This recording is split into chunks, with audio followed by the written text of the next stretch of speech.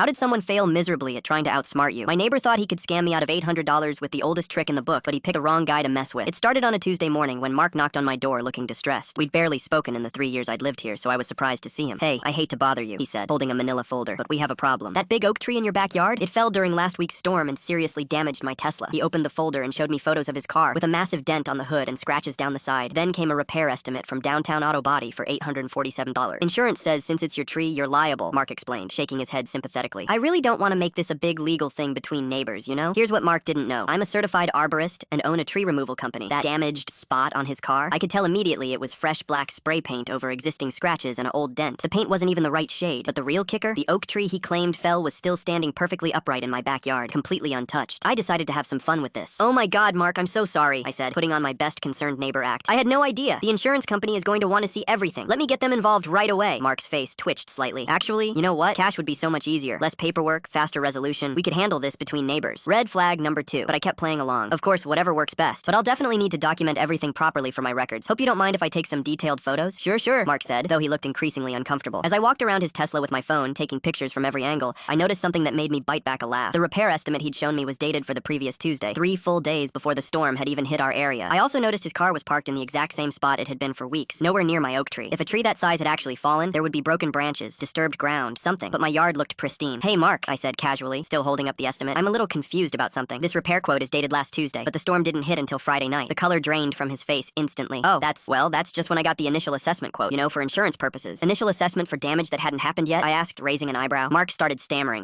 I was planning to get it looked at anyway, and then when the tree fell, I pulled out my phone and opened my security camera app. "Want to see something interesting? I've got footage of my backyard from the entire storm." Mark went completely silent as I showed him the video. Clear as day, you could see my oak tree standing firm through the whole storm. No falling, no damage, nothing. His Tesla wasn't even visible in the frame because it was parked too far away. "The tree never fell, Mark. And looking at this footage, your car had those exact same scratches and that dent 3 weeks ago. I can see them in the older recordings." Mark's mouth opened and closed like a fish. There must be some mistake." "The only mistake," I said, "was thinking you could scam someone who removes trees for a living. I know what storm damage looks like, and I definitely know when a tree hasn't fallen." Mark grabbed his folder and started backing toward his house. "Look, maybe I was confused about which tree. There's no confusion here. You tried to defraud me with fake damage and a predated estimate. That's insurance fraud, Mark." He practically ran back to his house without another word. But the story doesn't end there. 2 days later, I'm trimming hedges in my front yard when I see Mark approaching Mrs. Brooks's house 3 doors down with the same manila folder. The elderly widow who lives alone. I couldn't let that slide. I grabbed my phone, walked over, and arrived just as Mark was explaining how her maple tree had fallen and damaged his car. "Hey, Mrs. Brooks," I called out cheerfully. "Mark's about to show you the same fake photos and predated repair estimate he tried to scam me with on Tuesday. The tree he's claiming fell is still standing in my yard, and his car's been damaged for weeks." Mark's face went bright red as I showed Mrs. Brooks the security footage on my phone. "I think you should leave now, Mark," Mrs. Brooks said firmly, "before I call the police. Mark hasn't made eye contact with me since. His Tesla still has those same scratches."